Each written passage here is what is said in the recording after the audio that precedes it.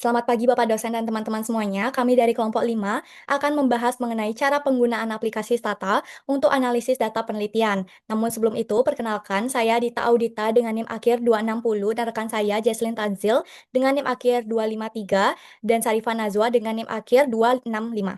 Baik, langkah pertama adalah mengimport data dari Excel. Di sini kita pilih sheet-nya dan kita menggunakan first row untuk menunjukkan bahwa baris pertama berisi nama variabel. Data yang kita miliki mengandung variabel dengan tipe data string. Dalam langkah ini, kita akan mengubahnya menjadi numerik dengan cara encode company generate CMP. CMP-nya ini bebas, bisa diganti. Lalu kita perlu drop company-nya tadi. Nah, lalu kita bisa lihat di sini sudah tidak ada data string lagi, semuanya sudah menjadi data numerik. Nah, selanjutnya kami akan menggunakan struktur data panel menggunakan perintah xtset. Di sini kami menggunakan CMP sebagai ID perusahaan dan year sebagai variabel waktu untuk mendefinisikan struktur data panel. Nah, bisa dilihat panel variabelnya CMP strongly balanced, yang berarti setiap perusahaan memiliki data untuk semua tahun yang terdaftar. Kita melakukan analisis deskriptif untuk melihat gambaran umum data. Kami menggunakan perintah summarize untuk mendapatkan ringkasan statistik untuk variabel-variabelnya. Nah, kemudian adalah uji korelasi. Nah, korelasi ini untuk mengantisipasi ada atau tidaknya multikolinearitas itu bisa dilihat dari korelasi antar variabelnya. Jadi di sini seperti Y dan Y sebesar 1 karena datanya 1. Jadi semakin tinggi korelasinya itu menunjukkan adanya multikolinearitas. Nah, untuk menganalisis interaksi antar variabel, kita membuat dua variabel interaksi yaitu jadi ini tuh adalah hasil perkalian antara X1 dengan M1 dan M2 yang menghasilkan X1 M1 dan X1 M2. Selanjutnya yaitu kita akan memilih model regresinya. Jadi dalam analisis data panel, pemilihan model yang tepat itu kan sangat penting. Untuk memilih antara model yang berbeda seperti fixed effect atau FE, random effect atau RE, dan pool OLS yang beberapa uji statistiknya itu dapat digunakan seperti Chow test, LM test, dan Hausman test. Jadi kalau uji Chow test ini H0-nya adalah PLS, H1-nya adalah FE. Pengambilan keputusannya dengan cara tolak H0 jika probabilitasnya kurang dari alfa yaitu 5%, 10%, atau 15%.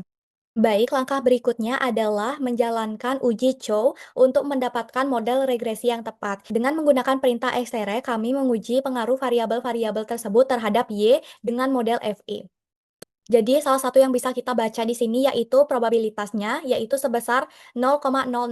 Berarti di sini itu kurang dari alfa, berarti kita harus tolak H0 yaitu PLS. Jadi yang dipilih di sini yaitu FE. Nah, karena tadi yang terbaik adalah FE, sekarang kita perlu menguji LM test dengan cara extract yang diganti dengan RE. Lalu kita akan run xtest 0. Jadi pada uji PLS test, yang kita bisa lihat adalah probabilitas cyber square-nya yaitu 0,000, berarti kurang dari alfa. Jadi karena kita tolak H0-nya tadi, yang menang adalah RE. Karena di sini yang terpilih dari Chow test dan LM test yaitu FE dan RE, kita perlu menguji salah satunya lagi dengan cara Hausman test yang akan dijelaskan oleh rekan saya. Sini saya akan melanjutkan terkait pemilihan model yang ketiga yaitu uji Hausman. Jadi di sini itu uji Hausman itu bertujuan untuk memilih antara fixed effect model atau random effect model dalam estimasi data panel. Jadi di sini kita kembali ke Stata, kita run model FE terlebih dahulu. Untuk menyimpan model FE, kita ketik komen yaitu estimate store FE. Selanjutnya kita run model RE dan sama kita simpan model RE dengan estimate store RE. Selanjutnya, kita akan melakukan uji Hausman, yaitu dengan Hausman FE, RE, 6. Lalu kita run. Maka di sini dapat dilihat hasil probabilitasnya itu yaitu 0,1550. Artinya yaitu lebih besar daripada 0,05. Maka di sini H0 diterima, di mana di sini kita akan menggunakan model RE atau random effect. Selanjutnya, kita akan melakukan uji asumsi klasik. Jadi, untuk memastikan hasil pengujian itu blue atau best linear unbiased estimator, maka harus dilakukan uji asumsi klasik yang terdiri dari normalitas, multikolinearitas, heterokestatisitas, dan juga autokorelasi. Jadi, dalam mengatasi permasalahan blue di model panel itu tergantung model akhir apa yang kita gunakan.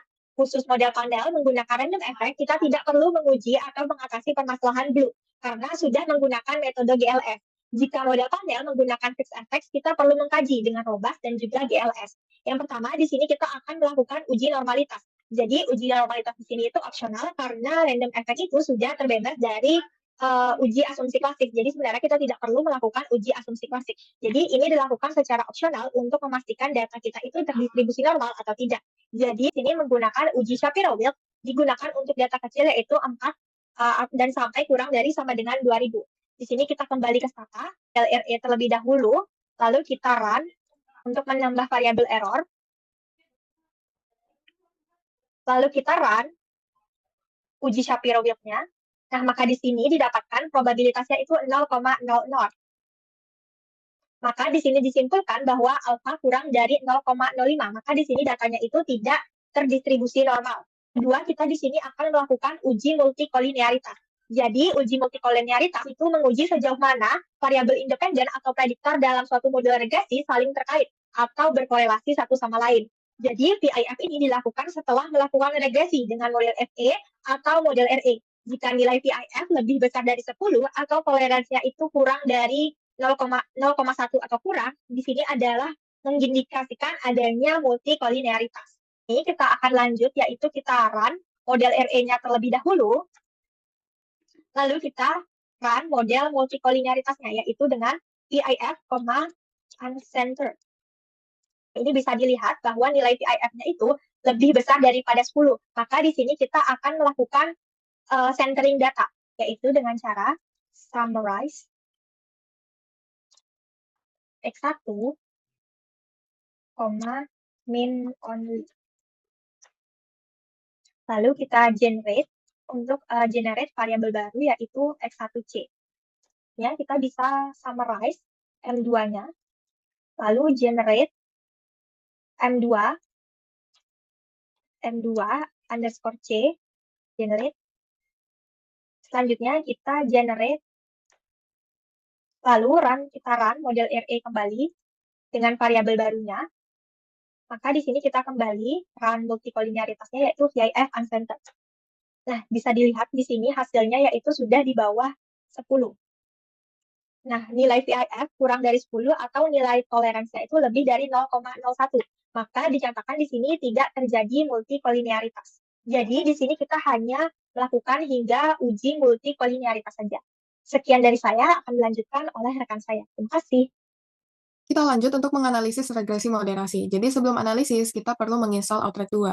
Cara penginstalannya, kalian cukup ketik ssc install Outrack 2. Bentar. Jadi Outrack 2 digunakan untuk menyusun beberapa model regresi ke dalam satu tabel, sehingga kita bisa membandingkan perubahan koefisien dan signifikansi antar model. Nah, setelah itu kita jalankan saja analisis dengan komen regress dimulai dari model yang paling sederhana, yaitu Y dengan M1. Kalian ketik saja regress, lalu pilih Y dengan M1, lalu enter.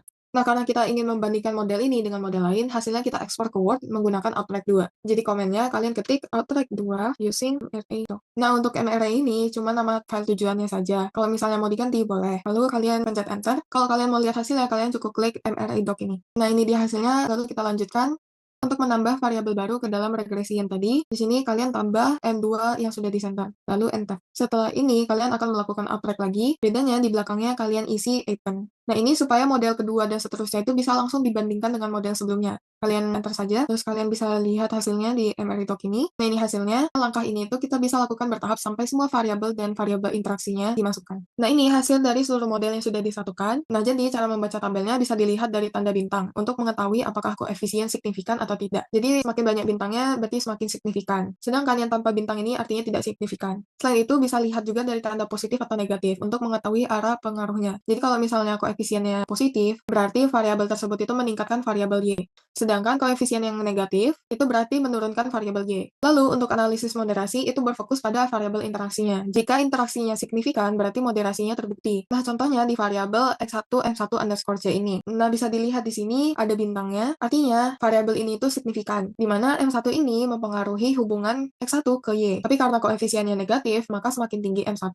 pengaruh X1 terhadap Y-nya semakin kecil. Sebaliknya untuk X1 M2 2 karena dia tidak ada bintang, artinya dia tidak signifikan, sehingga N2 tidak terbukti memoderasi hubungan X1 ke Y. Nah, selanjutnya kita masuk ke uji beda. Karena data untuk mengujinya berbeda, saya import data baru. Nah, seperti ini datanya. Nah, jadi uji beda ini dilakukan dalam 2 langkah. Yang pertama, kita cek normalitas menggunakan Shapiro-Wilk. Caranya, kalian ketik Wilk, lalu pilih semua variabelnya, lalu enter. Jadi cara membacanya, kalian cukup lihat di probabilitas Z-nya. Kalau misal angkanya kurang dari 0,05, artinya datanya tidak terdistribusi dengan normal. Kalau misalnya angkanya lebih dari atau sama dengan 0,05, datanya dianggap normal. Nah, bisa dilihat karena di sini datanya tidak normal, kita lanjut untuk menggunakan uji non-parametrik Wilcoxon sign rank. Jadi untuk komennya, kalian ketik sign rank, pilih variabel yang mau dibandingkan, lalu di sini kalian perlu ketik sama dengan, lalu tambah variabel selanjutnya, lalu enter. Nah, jadi cara membaca hasilnya kalian cukup lihat probabilitas Z ini. Nah, kalau misalnya angkanya kurang dari 0,05, berarti terdapat perbedaan signifikan antara sebelum dan sesudah. Kalau misalnya lebih dari 0,05, artinya tidak ada perbedaan yang signifikan. Nah, ini hasil dari variabel lainnya. Bisa kita lihat probabilitas keduanya kurang dari 0,05. Artinya, kedua variabel ini menunjukkan ada perbedaan signifikan sebelum dan sesudah. Nah, baik, sekian penjelasan yang kami sampaikan. Maaf apabila ada kesalahan. Terima kasih.